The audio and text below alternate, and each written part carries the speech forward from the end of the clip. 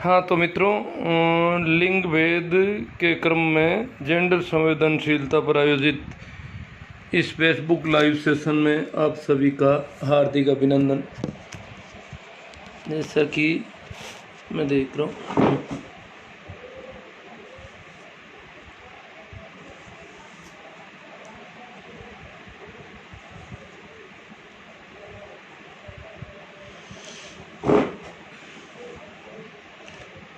सभी को मेरा सादर प्रणाम।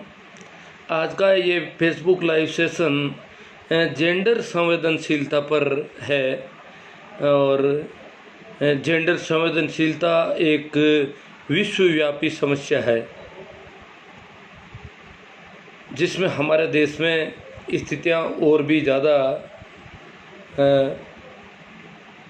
दर्दनाक है, दुखदाई है, पीड़ा देने वाली है।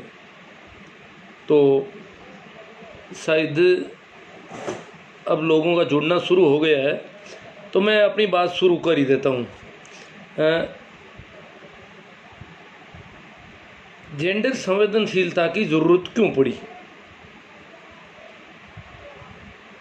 लगभग पूरी दुनिया में स्त्री के साथ दोयम दर्जे का व्यवहार किया जाता है। स्त्री का मतलब वो चाहे माँ हो, चाहे बेटी हो, चाहे बहू हो, चाहे वो छोटी बच्ची हो, चाहे उसकी ज़्यादा उम्र हो, स्त्री नाम के साथ ही ऐसा फर्क रखा जाता है, ऐसा दोयम दर्जे का व्यवहार किया जाता है। तथाकथित आधुनिक और विकसित कहे जाने वाले यूरोप के अनेक देशों में स्त्रियों को मताधिकार बहुत बाद में दिया गया। पुरुषों को पहले दिया गया और स्त्रियों को बहुत बाद में जाकर के मताधिकार दिया गया। यह माना जाता रहा कि स्त्रियों में इतनी समझ नहीं होती है कि वो मत का विवेक से अधिकार का उपयोग कर सके, तो ये फर्क रखा गया। और चाइना की जो पहली जनगणना हुई, आदमियों की जो गिनती हुई, मनुष्यों की गिनती, जनगणना का मतलब जन यानी मनुष्य, मनुष्यों की जो गिनती हुई उसमें स्त्रियों को नहीं गिना गया। स्त्रियों की गणना जड़ वस्तुओं के साथ की गई, जैसे अपनी कुर्सी है, टेबल है, इनके साथ इनकी गणना की गई। तो ये जो व्यवहार है वो कमोबेश पूरी दुनिया में है कि स्त्री के साथ लैंगिक भेदभाव किया जाता है। तो हमारे देश में ये समस्या विशेष रूप से बहुत ज़्यादा है। मैं इससे पहले कि इस समस्या पर प्रकाश डालूं, थोड़ा स्त्री की के स्वभाव के संबंध में बात करना चाहता हूं। क्या है कि स्त्री अगर नहीं होती, स्त्रीण स्वभाव जो स्त्री के अंदर होता है, अगर वो गुण नहीं होता तो ये सभ्यता विकसित नहीं होती। परिवार स्त्री के इर्द गिर्द विकसित हुए हैं और परिवार से ही समाज और सभ्यता विकसित होती है। तो परिवार स्त्री की प्रमुख देन है। हमारी प्राचीन सभ्यता, सिंधु घाटी सभ्यता, जो कि मात्र सत्तात्मक परिवार थे। पशुओं में अपन देखते ही हैं कि मादा के साथ ही उसका परिवार जुड़ा रहता है, नर का कोई लेना देना नहीं है। तो जो समाज व्यवस्था है वो पूरी की पूरी स्त्री की देन है। स्त्री इस सभ्यता की जनक है। स्त्री अगर नहीं होती तो आदमी आवारा होता, अकेला पुरुष सिर्फ आवारा होता। स्त्री वो खूंटी है जिस पे वो कहीं भी घूम, चाहे वो चांद पर जाता हो, चाहे एवरेस्ट पे जाता हो, घूम फिर करके वापस वहाँ पर आ जाता है। इसलिए जो घर को सजाया, संवारा, गृहस्थी को स्थापित किया, इसमें स्त्री का बहुत बड़ा योगदान है। स्त्रीण गुणों का योगदान है। स्त्रीण गुण भटकना नहीं चाहते, एक जगह जड़ें जमाना चाहती है स्त्री, एक जगह जमकर रहना चाहती है, वो परिवार बसाना चाहती है, समाज बसाना चाहती है। तो ये जो इतनी बड़ी सभ्यता और जो अपन आज विकसित समूह देख रहे हैं, एक तो मनुष्य है, एक अन्य जानवर है, इनमें जो बहुत बड़ा फर्क है उसमें स्त्री का सबसे बड़ा योगदान है कि स्त्री ने सभ्यता को विकसित किया है, स्त्री ने समाज व्यवस्था को विकसित किया है। अन्य जानवरों में कोई समाज व्यवस्था नहीं है। आदमी भी कभी जंगली था, परंतु जिस दिन से एक आदमी और एक स्त्री का जोड़ा शुरू हुआ उस दिन से समाज व्यवस्था की जरूरत हुई और वो घर बसा कर रहने लगे। ये स्त्री की सबसे बड़ी देन है। मनुष्य का सारा विकास समाज व्यवस्था की वजह से हुआ। तो सारा परिवार, समाज, राष्ट्र और सभ्यता का विकास इसमें स्त्री का सबसे बड़ा योगदान है। दूसरी एक और बात मैं कर देना चाहता हूँ कि जो आदमी में अतितोन्मुखी मानसिकता है वो नारी विरोधी है, क्योंकि मनुष्य का अतीत जो है स्त्री के पक्ष में नहीं रहा। हाँ, माना जाता है कि शुरुआती जो सभ्यता विकसित हुई वो स्त्री के इर्द गिर्द हुई, परंतु धीरे धीरे आदमी आक्रामक है और इसने स्त्री को दमन करना शुरू कर दिया और पुरुष प्रधान समाज विकसित हुए पूरी दुनिया में। शुरुआती सभ्यता का विकास स्त्री के साथ हुआ, परंतु बाद में पुरुष प्रधान समाज विकसित हुए। वो एक तरह से उसका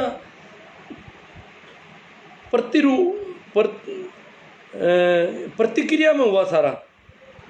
स्त्री का जो परिवार था, जो समाज था, उसकी प्रतिक्रिया में हुआ। इसलिए स्त्री को बहुत ज़्यादा दबाने की कोशिश की गई। हमारी सिंधु घाटी सभ्यता के बाद की आर्य सभ्यता को अगर देखा जाए तो इसमें स्पष्ट पूरा आमूल चूल समाज व्यवस्था में परिवर्तन किया मनुष्य ने, पुरुष ने। शास्त्रों में सब जगह परिवर्तन कर दिया था कि स्त्री वापस नहीं ऊपर उठ जाए कहीं। और इस प्रकार जो स्त्री विरोधी मानसिकता से जो हुआ है उसमें तो वो जो सारा अतीत है अपना पीछे वाला, वो सारा का सारा अतीत जो है स्त्री के विरोधी है। तो अब कुछ लोग कहते हैं कि स्त्री के साथ कोई परेशानी नहीं है, स्त्रियों को कोई तकलीफ नहीं है, ये सब झूठी आजकल ऐसे बन गए पत्नी पीड़ित समाज और पत्नी पीड़ित संगठन बना दिए लोगों ने।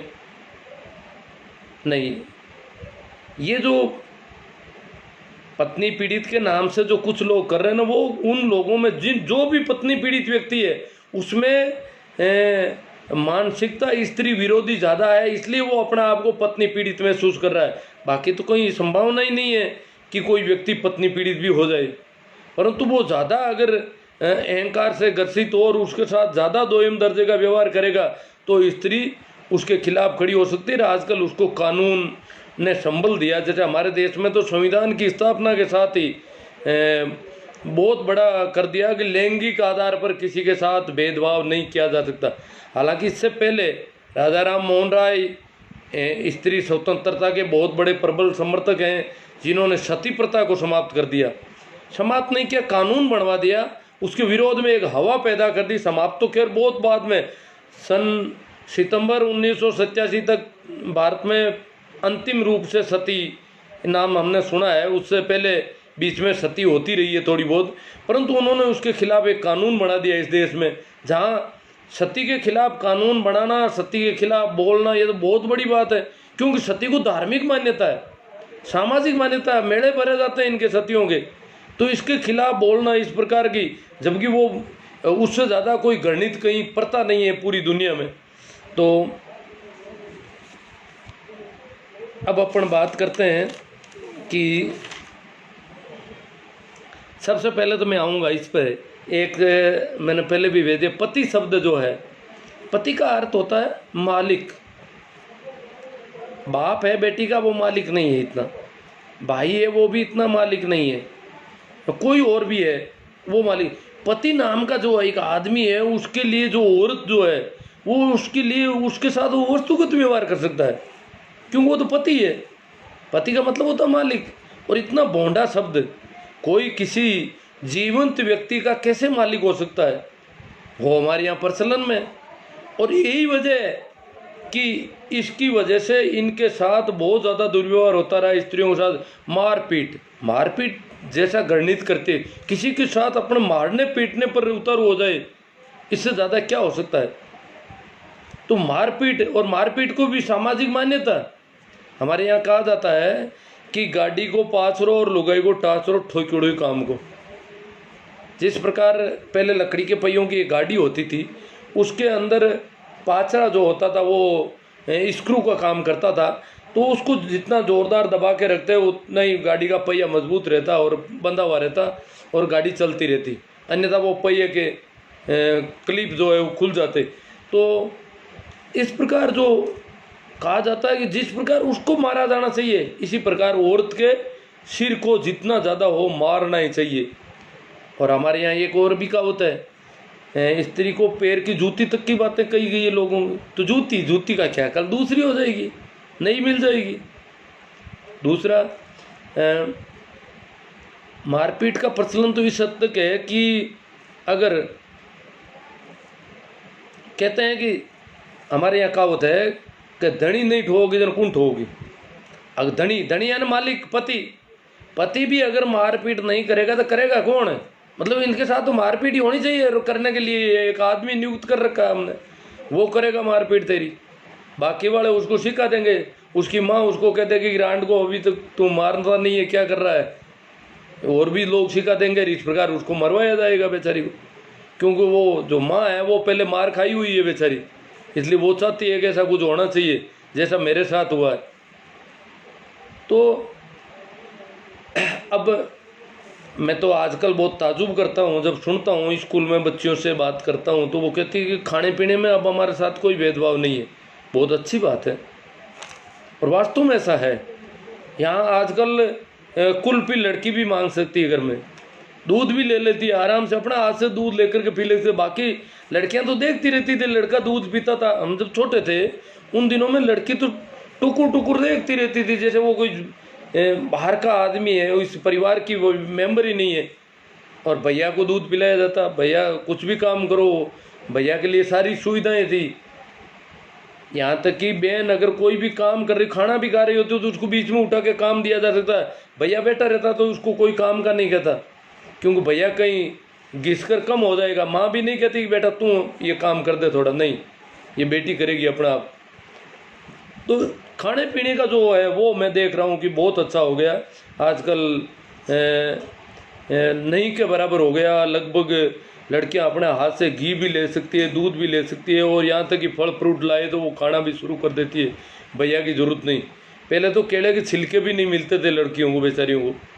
तो ये कंडीशन थी, हमने देखी है ये तो। और दवाई दारू में लड़कियों का कोई इलाज नहीं करवाता था आसानी से। यहाँ तक कि देवता की तांती भी लड़की के नहीं बांधी जाती थी, क्योंकि देवता कहीं यहाँ पर ज़्यादा खर्च हो गया तो फिर लड़के के वक्त उसको देवता को काम लेना है, इसलिए देवता को भी ये नहीं कहा जाता कि लड़की को ठीक कर दे, अपने आप ठीक हो जाएगी, क्या फ़र्क पड़ता है। क्योंकि देवता को अगर आगे लड़की को ठीक करने में काम लेंगे तो कल लड़के की ज़रूरत पड़ेगी, तब देवता इतना काम नहीं आ पाएगा। इसलिए देवता को रिजर्व में रखते, लड़की वड़की के लिए नहीं। तो जैसा कि मान्यता, जैसे अपने घर के हमारे बैल के तांती बांधते थे, गाय के नहीं बांधते थे, भैंस के बांधते थे, क्यों भैंस थोड़ी कीमती थी। और देवता को भी उनके लिए कहा जाता था, जबकि अन्य जानवरों को जो पालतू नहीं है उनके लिए कोई नहीं कहता देवता को कि भाई फला मोर को ठीक कर देना, नहीं, वहाँ देवता को कंज्यूम नहीं किया जाता बिना मतलब। मैं भटक रहा हूँ थोड़ा। अब मैं आता हूँ बच्चियों के साथ जो किया जा रहा है, और खाने पीने में कर दिया, कपड़े मिल रहे हैं उनको और भी अच्छे मिल रहे हैं, तेल साबुन सारा सब कुछ हो रहा है उनके लिए, सुविधाएं लगभग लड़कों जैसी है। परंतु मानसिक रूप से स्थितियां बहुत अभी भी विपरीत है। एक छोटी लड़की बिल्कुल कुछ बड़ी नहीं हुई, तीसरी चौथी में पढ़ती है, अगर वो घर के अंदर बोलती है तो उसको मना किया जाता, तुम बोल मत, तुम लड़की है। हंसना तो बहुत दूर की बात है, अगर लड़की हंस दे ये तो बहुत बड़ा अपराध है। घर परिवार में जो तथाकथित समझदार लोग हैं, मना जो बड़े पढ़े लिखे अपने आप को समझते हैं हम तो बहुत ज़्यादा यूँ हैं, वो भी लड़की को हंसते तो मना कर देते हैं, लड़की होकर के तुम बोलती। अभी 2 साल 1.5 साल पहले अखबारों में आया था कि एक लड़की क्लास में हंसती तो स्कूल के टीचर ने कहा खड़ी लड़की होकर के हंसती है, शर्म नहीं आती, तेरे बाप को कहेंगे ये वो। उसको इस प्रकार उसने फटकारा तो लड़की कहते हैं कि स्कूल की 4थी मंजिल से कूद करके गिरकर मर गई। उसको पता था कि बाप को पता चलेगा कि लड़की हंसी थी स्कूल में। मतलब लड़की के लिए हंसना तथाकथित सभ्य लोग भी ठीक नहीं समझते, अपराध समझते हैं एक तरह से। तो घर परिवार में माँ जो बूढ़े वडेरे हैं वो तो लड़की को हंसने की बिल्कुल, लड़की होकर के कैसे हंस दी। तो लड़की को हंसने से बार बार टोका जाता है, जोर से बोल नहीं सकती। कूदना, दौड़ना, इधर उधर खेलना, ये तो बहुत दूर की बातें हैं। अपने घर के अंदर, घर के कमरे में परिवार के लोगों के साथ हंसना और जोर से बोलना भी उसको प्रतिबंधित किया जाता है। ये है मानसिक प्रताड़ना। उसको महसूस करवाया जाता है तुम लड़की है, तुझे नहीं बोलना चाहिए, हर बात पे तू लड़की है। वो कोई भी बात कहे, अरे तुम लड़की है, तुझे पता नहीं तू लड़की है, मतलब हर बार उसको तुम लड़की है, लड़की, ये बात समाज में सब जगह उसके साथ होती है। और मैंने तो इसके दूसरी बात मैं कहना चाहता था कि स्त्री के अंदर जो क्षमताएं हैं उसको समाज ने काम नहीं लिया ठीक ढंग से। स्त्री में बहुत ज़्यादा क्षमताएं हैं, स्त्री में गुण हैं, स्त्रैण गुण जिनको कहा जाता है, उनको काम नहीं लिया गया। स्त्रैण गुण दुनिया में प्रमुख माने जाते हैं। जैसे कहते हैं कि बुद्ध, गांधी, महावीर, जीसस, ये जो भी लोग हैं ये स्त्रैण गुणों थे तो पुरुष, परंतु उन्होंने स्त्रैण गुणों की प्रगाढ़ता थी, ज़्यादा थे। करुणा, प्रेम, दया, सहानुभूति, संवेदनशीलता, ये गुण उनमें ज़्यादा थे। मानवीय व्यवहार, ये गुण ज़्यादा थे, तो वो आदमी बहुत ऊंचे उठ गए। वो गिने चुने लोग हैं जिनमें, तो पूरे अगर स्त्री के गुणों का विकास अगर सभ्यता में लिया जाए, स्त्री को अभी तक पूछा नहीं गया है। स्त्री को अगर पूछा जाता तो दुनिया में इतनी लड़ाइयाँ नहीं हो सकती। कोई माँ, किसी का भी बेटा मरता है तो वो माँ का बेटा मरता है, चाहे माँ भारत की हो चाहे पाकिस्तान की हो। इसलिए कोई माँ नहीं चाहती कि इस प्रकार खून खराब हो जाए। स्त्रियों को लड़ाई के मैदान में ले जाके दिखा दो जो खून खराब हुआ है, तो स्त्री, नाम मात्र स्त्री, एक भी स्त्री ऐसी नहीं मिलेगी कि ऐसा होना चाहिए। पुरुष तो कह देंगे हाँ नहीं ठीक है, इसको हमारा दुश्मन था। पुरुष तो समझता है दुश्मन और बिना दुश्मन। स्त्री इस प्रकार है क्योंकि स्त्री एक बच्चे को बड़ा करती है, सर्जन करती है, वो उसको खिलाती है, पिलाती है, पूरी उसकी बढ़वार देखती है।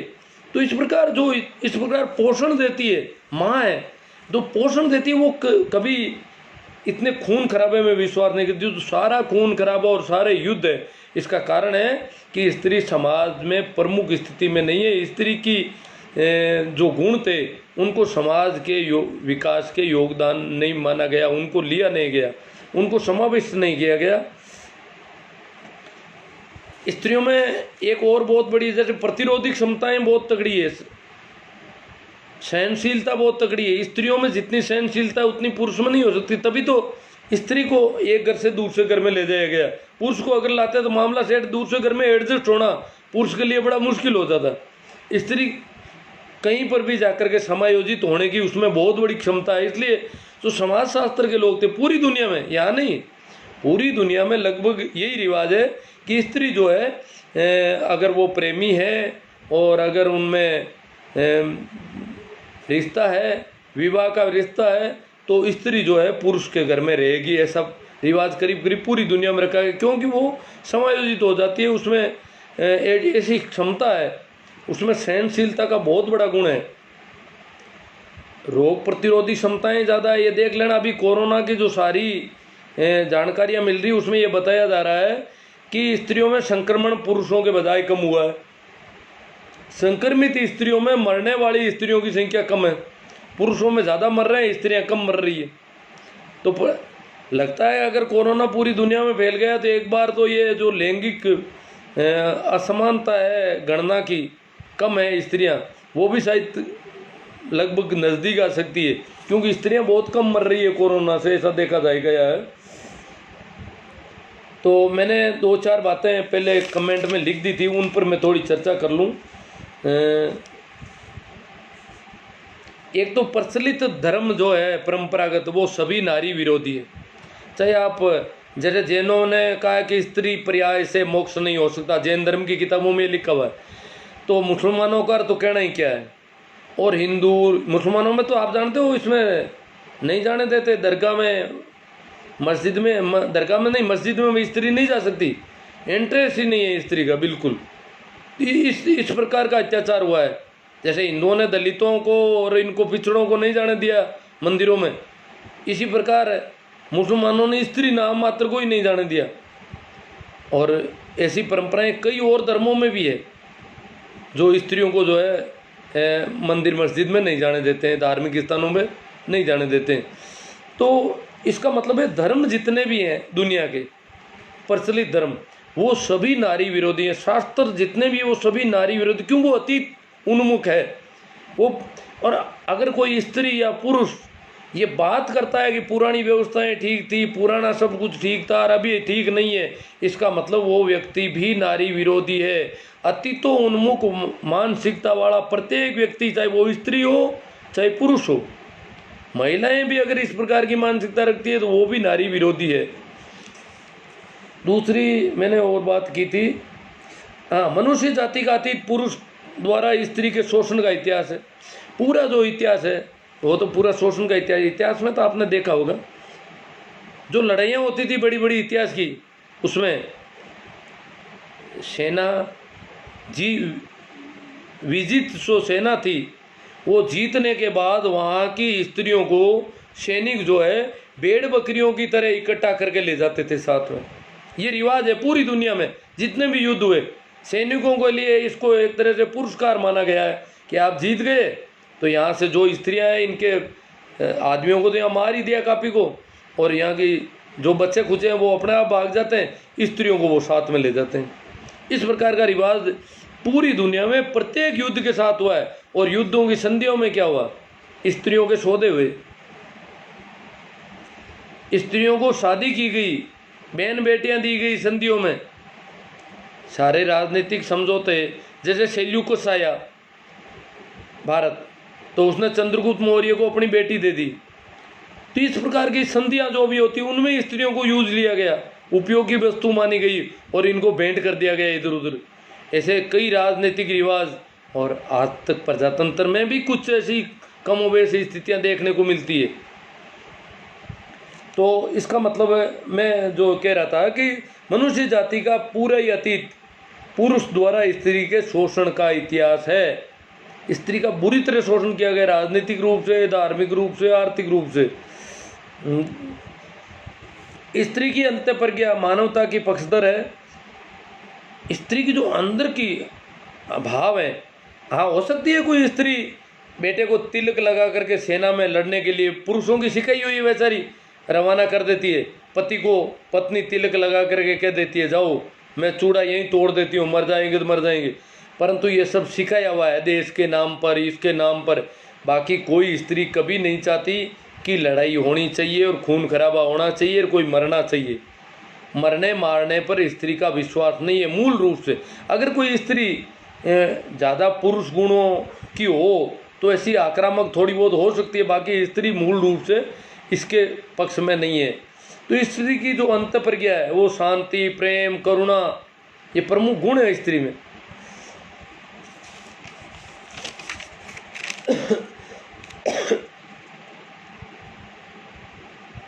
और स्त्री जो मेहनत करती है, शारीरिक श्रम, मैंने ये भी लिखा था कि स्त्री के महिला के श्रम का जिस दिन हिसाब होगा, स्त्रियों ने बहुत काम किया है। आज प्रत्येक स्त्री को रोज 8 घंटे ड्यूटी देनी पड़ती है, चाहे उसको तबीयत ठीक है या नहीं है। सुबह जल्दी उठ के शुरू करती है सारा, घर को सजाना संवारना तो है ही, साथ में उसको दोनों वक्त खाने पीने की व्यवस्थाएं इंतजामात करने में और बनाने में और पूरा वापस बर्तन साफ करने तक का सारा काम उसके जिम्मे में ठेका है, चाहे वो बीमार है तो भी। और उसको करने में उसको लगभग 8-10 घंटे रोज़ ड्यूटी प्रत्येक स्त्री को देनी पड़ती है। पुरुषों के लिए ऐसी कोई रोज़ ड्यूटी की बाध्यता नहीं है, पूरी दुनिया में ऐसा है लगभग। तो रोज़ाना ड्यूटी चाहिए, उसकी तबीयत ठीक नहीं है। यहाँ तक कि मैंने देखा बीमार स्त्री उठ नहीं सकती पूरी, फिर भी वो अगर पति आया है बाहर से, तो वो पति तो बाहर खेलने गया था दिन भर, उसको मतलब ही नहीं है कुछ, घर से निकल गया, वो बीमार है, उसको पूछा ही नहीं तेरे को गोली चाहिए, तेरी तबीयत कैसी है, कि है वो देखती है वो आएंगे, वो भूखे हैं, उनके लिए वो उठ करके कैसे मुश्किल सब्जी रोटी और वो खाना बना के छोड़ती है और वापस पड़ जाती है अपने बिस्तर पे। वो आते हैं तो उनको कहती है खाना बना दिया, और वो पूछता भी नहीं, वो खाना खा लेता है तो फिर वो कहती है देखो बर्तन पड़ा रहने देना, आप कुछ भी मत करना। वो सोचती है अपराध में डूब जाऊंगी। मैं तब बाद में उठूंगी तो सारे कर दूंगी। मतलब इस प्रकार ये स्त्री को जब तबीयत ठीक नहीं, जबकि पुरुष तबीयत ठीक नहीं होती तो हजार उसके चारों ओर करना पड़ता है, और फिर भी वो नाराज होने लगता है बार बार कि मेरी तबीयत ठीक नहीं है, वो दिखाना चाहता है। जबकि स्त्री को चुपचाप सारे काम करने पड़ते हैं। तो स्त्री का जो श्रम है, अगर इसका मूल्यांकन करें तो प्रत्येक स्थिति स्त्री के लिए कभी हॉलीडे नहीं होता है एक भी। गृहस्थी के काम ही इतने ज़्यादा, यहाँ तक कि कामकाजी महिलाएं जो डेली ड्यूटी करती है वो भी ड्यूटी के पहले और बाद में 3-3, 4-4 घंटे और काम करती है, थोड़ी सी मामूली नींद ले पाती है। ये हालत है स्त्रियों की। तो श्रम के हिसाब से स्त्री के साथ जो है आजकल तो हमारे यहाँ देखते हैं खेतों में कोरी स्त्रियाँ काम कर रही है, किसानों में भी ऐसा हो गया। पहले किसान जो है स्त्री को जोखिम भरे कामों में नहीं डालते थे, पर आजकल सारे काम उनके जिम्मे ज़्यादा डाल रहे हैं। तो ये दिन दिन बढ़ रहा है।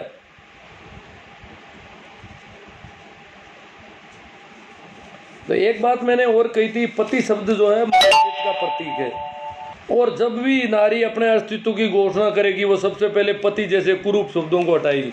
अगर स्त्री जिस दिन, अभी तक स्त्री की कोई क्रांति नहीं है, वर्ग की क्रांति है, मजदूरों की क्रांति है, जिनके साथ सामाजिक और जाति इत्यादि के आधार पर या संप्रदाय के आधार पर भेदभाव है, उन लोगों की क्रांतियाँ हुई है, परंतु स्त्री की कोई क्रांति नहीं है। जब भी वो अपने अस्तित्व की घोषणा करेगी सबसे पहले पति जैसे क्रूप शब्दों को वो हटाएगी।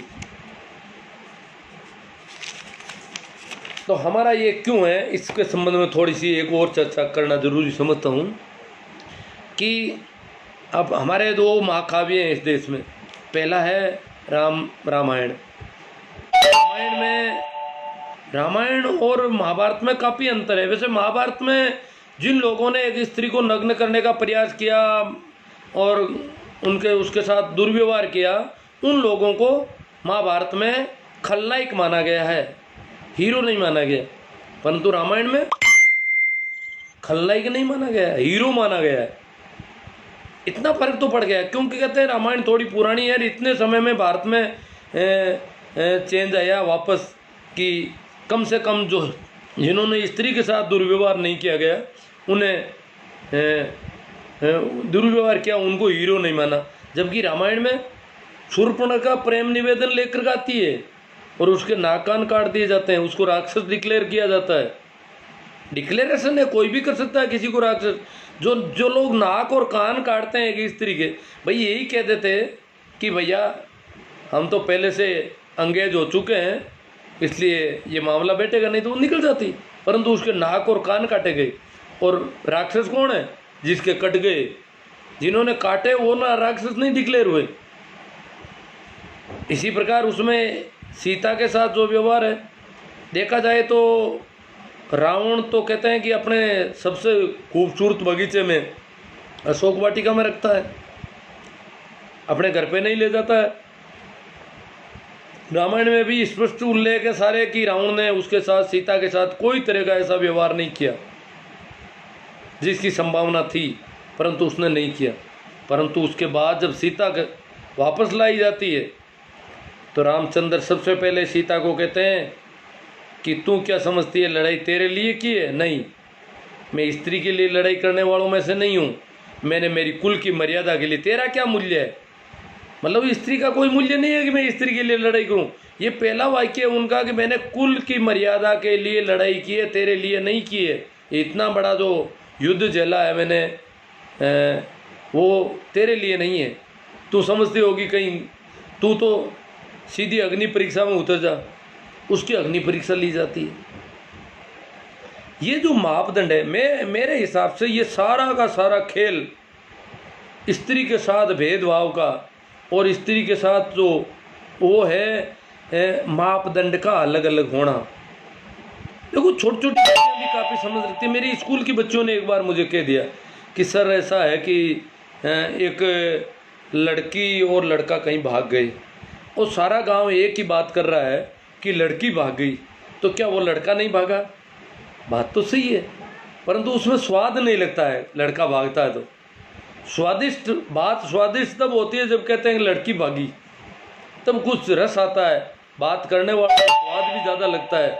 और इसका कुछ रसास्वादन करते हैं, तो लड़की का कहीं जाना आना, इधर उधर देखना, हंसना बोलना, वो सारा इसके मापदंड अलग है। अब कहते हैं कि स्त्री को बचाओ, लड़कियों को बचाया जाना चाहिए, संवेदनशील होना चाहिए। जब तक मापदंड अलग अलग होंगे तब तक बेटी नहीं बचेगी। बेटी को कैसे बचाया जाएगा? लड़की और लड़के के मामले में मापदंड, अगर एक लड़का और लड़की कहीं चले गए 10 दिन बाद में वापस आते हैं तो मापदंड एक समान होने चाहिए दोनों के लिए। समाज में अगर इज्जत कम होती है तो दोनों परिवारों की बराबर होनी चाहिए, दोनों लड़के और लड़की की बराबर होनी चाहिए, परंतु नहीं, मापदंड अलग अलग है। मापदंड रामचंद्र के चलते हैं। रामचंद्र भी बाहर फिरता हुआ है सब जगह, परंतु अग्नि परीक्षा सीता की होती है, रामचंद्र की नहीं होती है। स्थितियां बिल्कुल विपरीत। रामचंद्र तो मुंह में निकाले हुए बोर खाता है किसी के। शिवरी के कहते हैं कि रामचंद्र ने को शिवरी मुंह में बोर लेती और मीठा लगता। देखो मुंह में से निकाल देती, वो तो बहुत प्रेम में भावविवल थी और इतना तगड़ा प्रेम था, मुंह में से निकाल, और मुंह में से निकाला हुआ राम खा रहा है, फिर भी राम को अग्नि परीक्षा नहीं देनी पड़ती है।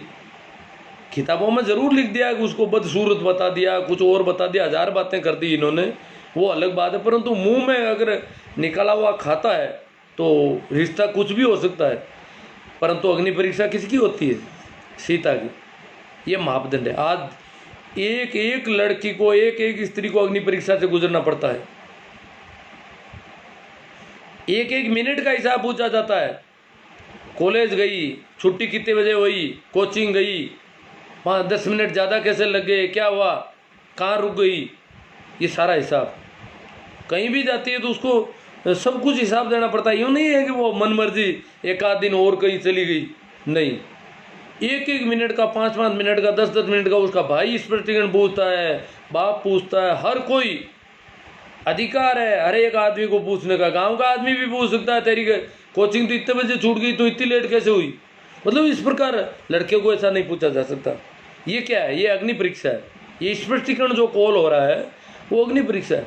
यहाँ तक कि बेटा माँ को पूछ लेता है कि आज खेत की किस काम से गई। मतलब ये अग्नि परीक्षा है।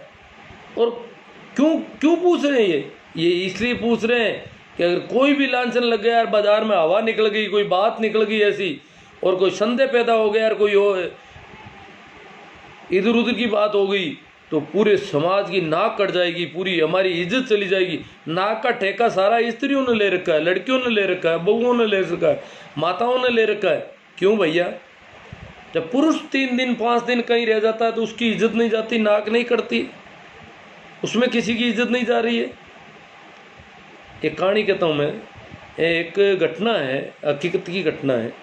एक बार क्या होता है कि एक स्त्री, पुराने ज़माने की है, काफ़ी वर्षों पहले की स्त्री, मायके से आती है अपने ससुराल। संयोग से वो एक ही बस आती थी और वो बस जो है ख़राब हो गई रास्ते में।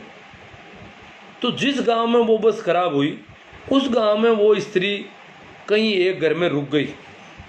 ढंग का घर परिवार देखा तो उसने कहा भाई बस ख़राब हो गई, तो उन्होंने कहा कोई बात नहीं, रात हमारे यहाँ रुक जाओ। तो वहाँ भरा पूरा परिवार था और उस परिवार में वो रुकी, रात रही। और दूसरे दिन जब वो गाड़ी आई तो वो अगले गांव चली गई। उसने वहाँ जाकर के ससुराल में किसी को बताया नहीं कि मैं गांव से 2 दिन पहले रवाना हो गई थी और एक रात बीच में मेरे को रुकना पड़ा और फला गांव में। उसको पता था कि फालतू की 1000 बातें होगी, तो उसने ये बात बिल्कुल कही नहीं। यार पता चलता नहीं था कौन कब रवाना हुआ, कब पहुँचा, क्योंकि उस ज़माने में फ़ोन वगैरह थे नहीं। तो कहते 20 साल बाद में उस स्त्री ने यूं ही कह दिया था कि मैं एक बार यहाँ रात रुकी थी। तो इस बात से उनके घर में इतनी कले पैदा हो गई, गरे कले, कि रात रुकी थी ये उस ज़माने में, 20 साल पहले रात वहाँ पर रुकी थी। मतलब रात रुकने के बाद में 20 साल में उनको पता नहीं चला कि ये रात वहाँ रुकी हुई है। उन्होंने किसी तराजू में कोई तोल के देखा नहीं कि ये कम नहीं हुई है, रात रुकी है, इसका मतलब कुछ तो कम हो गई होगी, पहले जितनी थोड़ी रही है। परंतु उनको पता नहीं। अब जब वो बात डिस्क्लोज होती है उनको पता चला कि रात रुक गई, इसका मतलब ये तो वैसी रही नहीं जैसी होनी चाहिए थी। तो ये जो सारे मापदंड है वो इस अग्नि परीक्षा की वजह से, अग्नि परीक्षा का मापदंड क्या है? एक आदमी अग्नि परीक्षा देता है, दूसरा नहीं देता है, दोनों ही फिरते हैं। ये भी इधर उधर घुमा पता नहीं कितने लोगों के साथ, वो तो सिर्फ एक आदमी के साथ गई है और ये तो पता नहीं कहाँ कहाँ। और फिर भी उसको छोड़ दिया जाता है। अग्नि परीक्षा में सीता सफल है, फर्स्ट डिवीज़न है, पास हो गई, उत्तीर्ण हो गई, बिल्कुल कोई तरह का लांछन नहीं माना जाता है। ये कहा जाता है, मैं नहीं मानता कि कोई अग्नि में नहीं जलता हो, परंतु सीता की जैसी स्थिति थी और सीता के ऊपर जो अपराध माना गया था वो अपराध नहीं होना, इस बात का सबूत है कि सीता अग्नि में नहीं जली। वास्तविक अग्नि की मैं नहीं कहता, परंतु जिस प्रकार की अग्नि परीक्षा जो भी थी, और सीता को बाद में फिर वापस वन में छोड़ दिया जाता है, उसके बच्चे जंगल में पैदा होते हैं। एक गर्भवती महिला को दूसरों के कहने से, लोगों के कहने से, कोई कारण नहीं, घरेलू कोई कारण नहीं, किसी आदमी ने यूं ही बाजार में बात कर दी और उस बात की वजह से उसको छोड़ दिया जाता है। इतना ये सारा आज इसी वजह से स्त्री दुखी है। ये जो मापदंड है अलग अलग लड़के और लड़की के संबंध में, ये मापदंड जब तक रहेंगे तब तक बेटी नहीं बच सकती। पढ़ाने लिखाने का तो अपन समझते ही हैं, लड़कियों को पढ़ाने का क्या है, ज़्यादातर कई तो लड़कियों को इसलिए भेजते हैं कि लड़के को साथ में ले जाने के लिए, लड़के को आदत पड़ जाए। शुरू में तो लड़कियां केवल इसीलिए आती थी, भैया को स्कूल लाने के लिए आती थी, बाद में धीरे धीरे पढ़ने लगी, तब क्या पढ़ाया जाता उनको कहीं भी जाने की, कोचिंग की, कॉलेज की, कहीं वो जाने की उनको अनुमति नहीं मिलती है। वो अगर JNU में जाना चाहे, विदेश की यूनिवर्सिटी में पढ़ना चाहे तो कोई गुंजाइश ही नहीं है। जिनका लड़का दिल्ली, बॉम्बे, कोलकाता, बेंगलोर पढ़ता है, उनकी लड़की जिला मुख्यालय पर नहीं जा सकती पढ़ने के लिए। ये हालात हैं, क्योंकि मापदंड अलग है, बात इधर उधर दूसरी हो सकती है। लड़की के मामले में लोग सवाल पूछेंगे, जवाब क्या देंगे? यहाँ पर लड़की बेंगलोर जाके आए तो कम हो जाती है, उतनी नहीं रहती है जितनी पहले थी। तो ये जो सारे, मुझे तो अभी कोई एक मित्र थे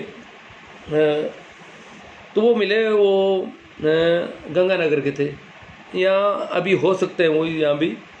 उन्होंने कहा कि मेरी एक भतीजी JNU में पढ़ती है, आप JNU के बारे में क्या सोचते हो? मैंने कहा मैं तो ठीक सोचता हूँ, मुझे तो कोई लेना देना नहीं है। बकवास जो फैला रखी है इन लोगों ने कि JNU में इस प्रकार कंडोम है, ये है, वो है, ये सारी राजनीति प्रेरित मीडिया है और ये कर रहा है अपना काम। बाकी मुझे कोई क्यों नहीं, मैंने सोचा आपका क्या नज़रिया पूछ ले, हम तो पढ़ाते हैं। मेरी तो, उन्होंने कहा कि एक भतीजी की ये स्थिति है कि वो कह रही है कि मैं ऑस्ट्रेलिया पढ़ूंगी, तो हम लोगों ने उसको मना कर दिया। उन लोगों ने कहा, तो मैंने कहा भाई ऑस्ट्रेलिया तो देखो पढ़ाया, क्यों पढ़ाया तो नहीं, परंतु उसके दादा उसके पक्ष में हो गए। दादा ने कहा कि ये जहाँ चाहेगी पढ़ेगी, अगर लड़का होता तो तुम मना करते क्या? ये कहती है ऑस्ट्रेलिया, वो पंजाब की लड़कियों के साथ रहती थी, पंजाब की लड़कियां कुछ ऑस्ट्रेलिया पढ़ना चाहती थी तो वो साथ थी, तो वो कह रही है मैं भी ऑस्ट्रेलिया पढ़ूंगी। तो दादा ने कह दिया कि इसको कोई ना नहीं देगा, इसको मैं भेजूंगा, और अगर लड़के को आप मना नहीं करते तो इसको मना करने का आपके पास क्या अधिकार है? और दादा थोड़े अलग विचारों के आदमी हैं, और उन्होंने शायद, तो अब ये थोड़े दिनों पहले की बात है, कैसे भेजेंगे वो ऑस्ट्रेलिया, क्या करेंगे, परंतु उन्होंने ये कहा है कि दादा बिल्कुल आप जैसा कहते हो वैसा ही हमारे खिलाफ खड़े हो गए। बोला कि जाएगी जाए, इसका मन होगा वहाँ पढ़ेगी, इसको नहीं रोका जा सकता पढ़ाई के मामले में। मतलब ये, और ये सामान्य किसान परिवार की बात कर रहा हूँ मैं, जिस परिवार की वो थोड़ा उनकी स्थितियाँ, आर्थिक स्थिति अच्छी है। तो अब शायद अपने इन पे मुख्य बात, सवालों प्रति सवाल काफ़ी आने चाहिए मेरे हिसाब से, शुरू से ही आ रहे थे। हाँ, राम राम सा सरुण राम जी दायल, हाँ प्रणाम प्रणाम। पेज एडमिन परिचय भी लिखा करो, हम जुड़ने में लेट हो जाते हैं तो परिचय नहीं मिल पाता है। अजी मैं तो पहली बार ही इसमें जुड़ा हूँ, मुझे तो पता ही नहीं क्या कंडीशन है। ओम नमो नारायण। अरे हाँ, नाम तो बता दिया इन्होंने। हाँ, जाइल क्षेत्र में मेरा परिचय कम है ना, बहुत अच्छे विषय पर चर्चा। ये जाइल के इनको पता है। रणभूमि नागौर, स्त्री पर शायद आज तक के लाइव में पहली बार सार्वजनिक रूप से चर्चा हो रही है। स्त्री का सम्मान ही अपना सम्मान है। धन्यवाद गुरु जी, आपका जवाब ने। यत्र नारी तो पूजते, ये बातें तो मनोरथवा जी लिख दी है, पर पूजा तो बहुत दूर की बात है। अभी तो स्थितियाँ बहुत ही विपरीत है आज भी। बिल्कुल सही कहा आपने, नारी का बहुत अधिक शोषण हुआ है। स्त्री पर चर्चा शायद मैं पहली बार सुन रहा हूँ।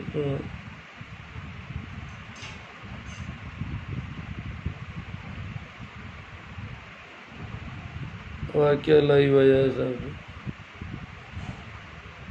हाँ, मनो को तकलीफ हो रही है, सभ्य भाषा में बात नहीं की है ना। हाँ, ये सभ्यता के नाम पर ही स्त्री के साथ सबसे ज़्यादा दुर्व्यवहार हुआ है। समाज की हकीकत से रूबरू करवा रहे हैं, यही होता है आजकल। और ऐसी भाषा का ही प्रयोग करते हैं। गुरु जी बस उदाहरण के माध्यम से समझा रहे हैं। इन्होंने जवाब भी दे दिया।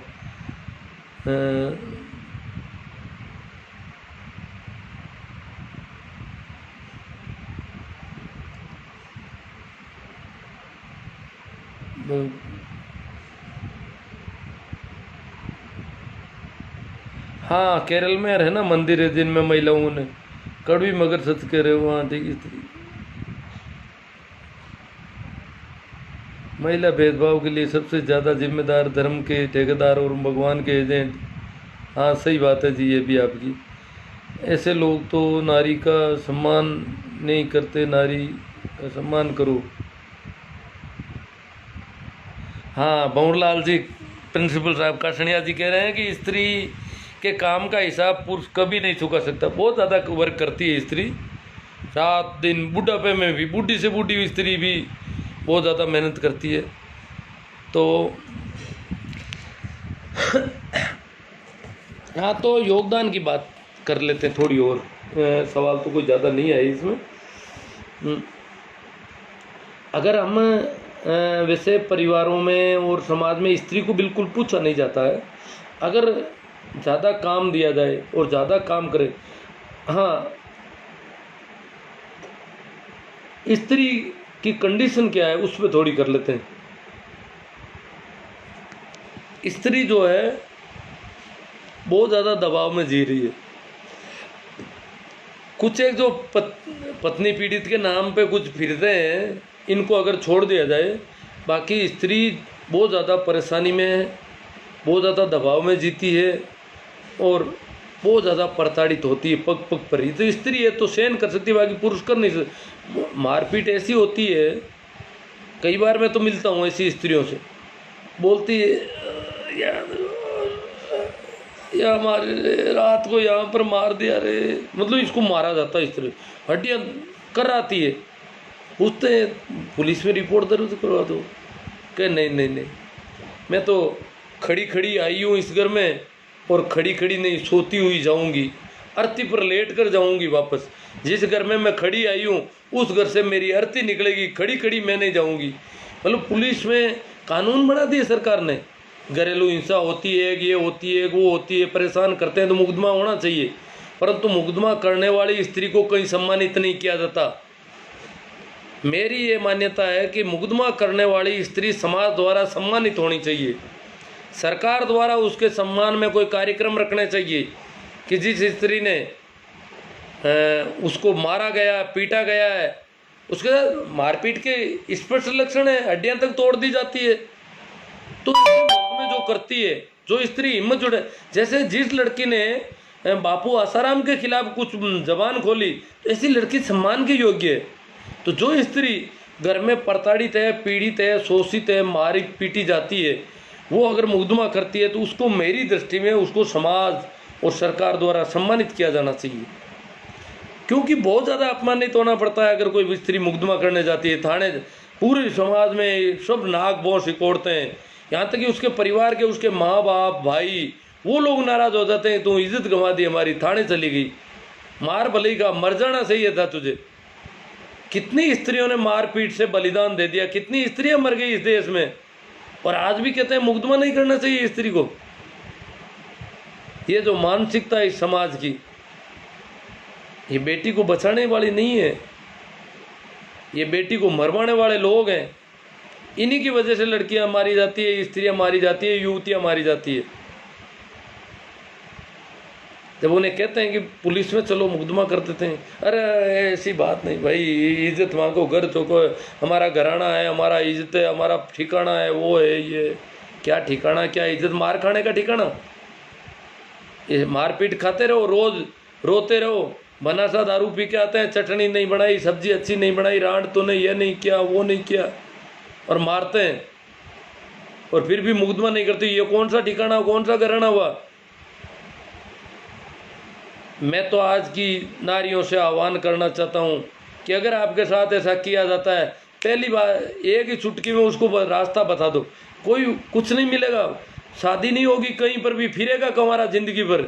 अगर कोई करता है इस प्रकार तो लगभग गारंटी है कि जिसने स्त्री, अब आज के ज़माने में सब लड़कियाँ इतनी कम पड़ गई, फिर भी लड़कियाँ मार खा रही है, फिर भी डर रही है, मुकदमा नहीं कर रही। मुकदमा ही नहीं, मुकदमा तो ठोक ही दो, दूसरा मैं इसके साथ नहीं रहूँगी, दूसरा कौन है जो मेरे को ढंग से रखना चाहता है साथ, सम्मान सहित मैं बराबर की ज़िंदगी जीना चाहती हूँ, काम करूँगी घर गृहस्थी का, मैं वो भी सब करूँगी, परंतु फिर भी मेरे साथ ऐसा कोई व्यवहार नहीं हो सकता।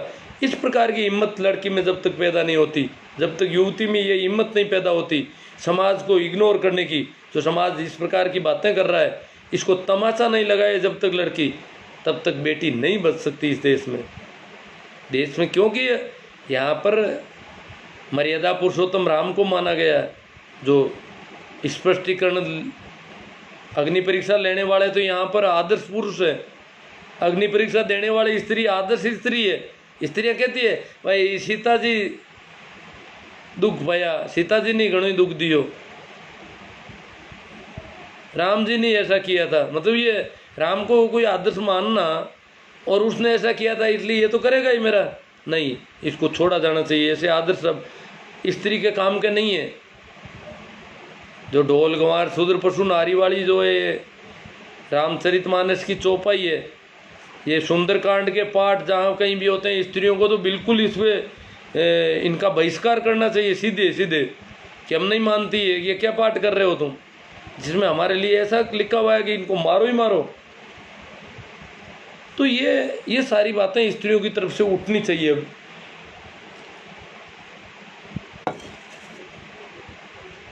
क्योंकि स्त्री एक, जब उसको मारा जाता है, पीटा जाता है, मैंने एक सेशन लिया था पहले कि मेरे गांव में लोगों ने बहुत नई शुरुआत की है, बहुत अच्छा नवाचार किया इस मामले में, कि ऐसी स्त्रियों को अपनाया है जो शादीशुदा थी, उनके बच्चे थे, उनको लड़कों ने अपना लिया, कहा हम इनसे शादी करेंगे, राजी खुशी।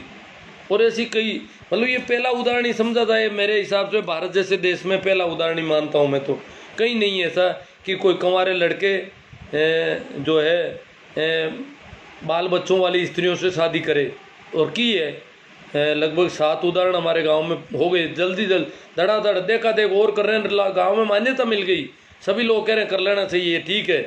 तो इस प्रकार अगर करने लगे तो कौन मारेगा, क्या पीटेंगे? ये चुटकी में बच्चा है, कोई बात नहीं, बच्चा सही थी, अगला लेने को तैयार है, क्योंकि उसको मिल नहीं रही है बेचारा। तू तो सपने में ही कहीं स्त्री देखने की तुझे आएगी मन में, तेरे घर में स्त्री आएगी, वो बहुत कम गुंजाइश है जो ऐसे मारपीट करते हैं।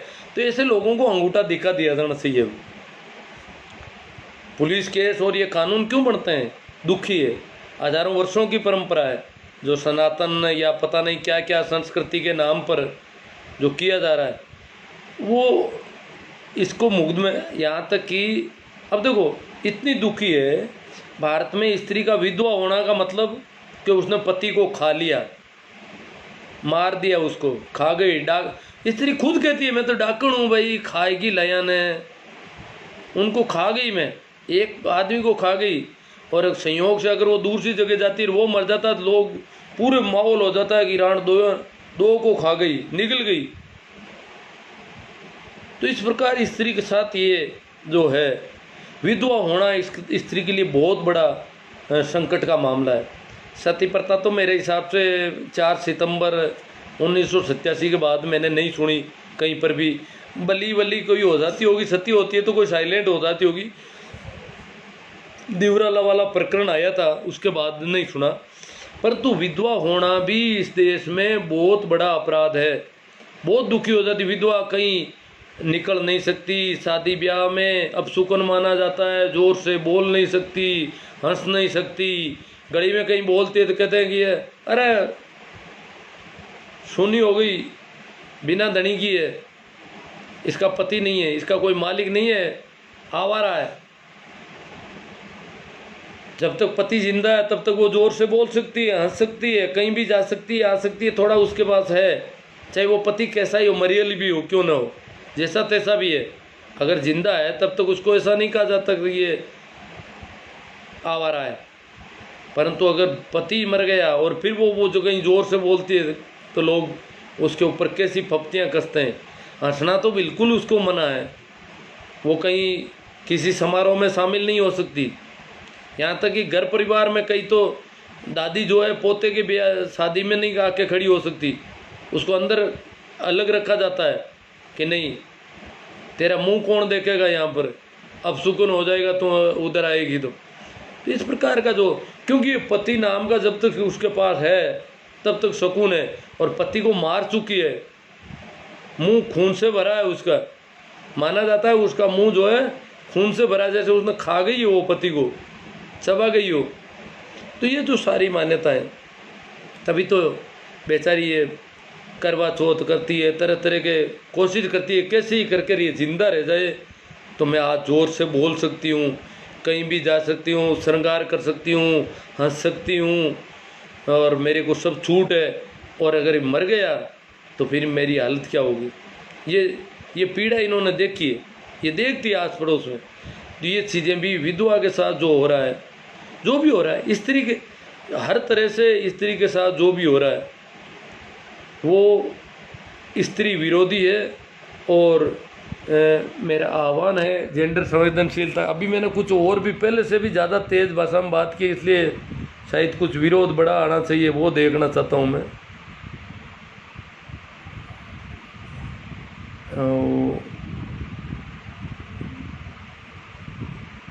अभी तक कमेंट नहीं आ रहे हैं कुछ भी, है ना। हाँ, राम किशन जी जायल नागौर, महिला भेदभाव के लिए सबसे ज़्यादा जिम्मेदार है धर्म के ठेकेदार और भगवान के एजेंट। हाँ, वो तो है ही।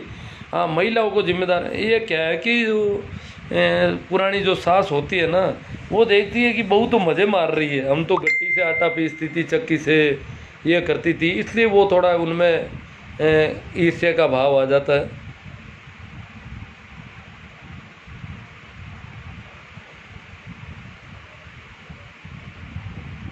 कुछ और आने तो चाहिए थे, कमेंट आ नहीं रहे हैं, देख तो रहे हैं कुछ लोग अभी भी।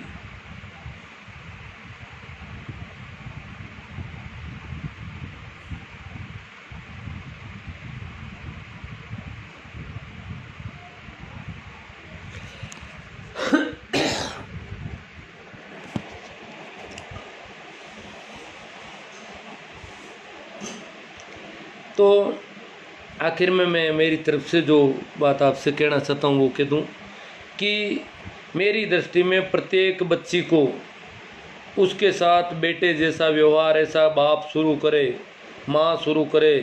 बड़ी बुजुर्ग औरतें शायद नहीं करती है तो कोई बात नहीं, आप घर में बेटी अगर हंसती है, चाहे 10 साल की है, चाहे 20 साल की है, 25 साल, उसको हंसने की छूट होनी चाहिए, बोलने की छूट होनी चाहिए।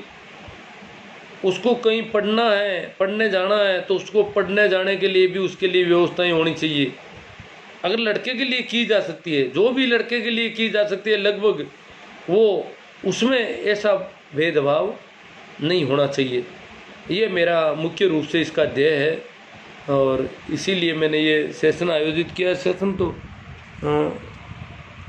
जैसा भी हुआ है, आपको अगर ठीक लगे तो आप इसे लाइव करें, मामला जमा नहीं है ज़्यादा। तो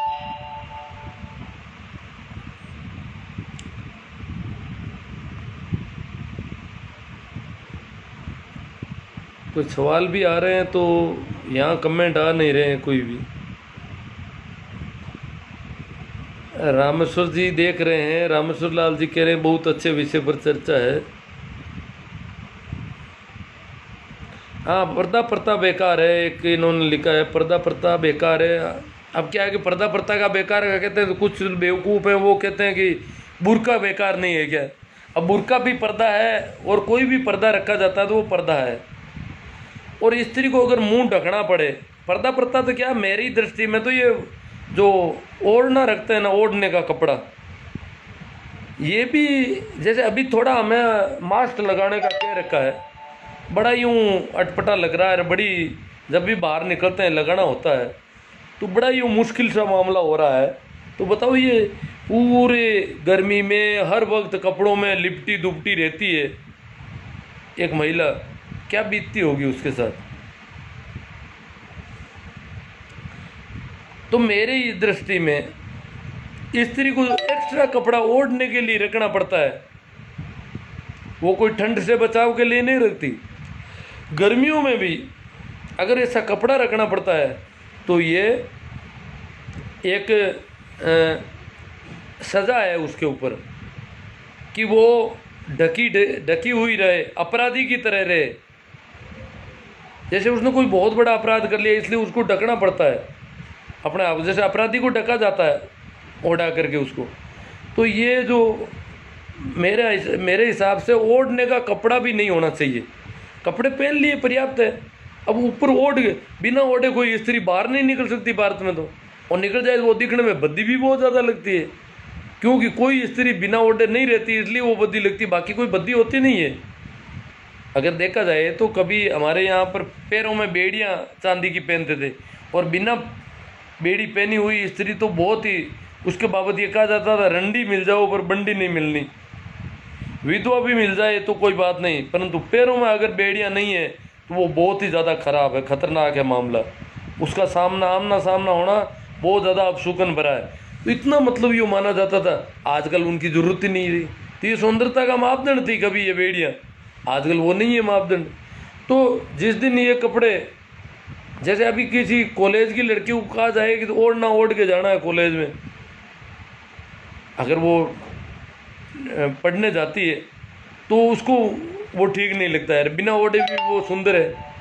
तो ओढ़ने से सुंदरता का कोई मतलब नहीं है, ये ओढ़ना ही एक तरह से पर्दा है।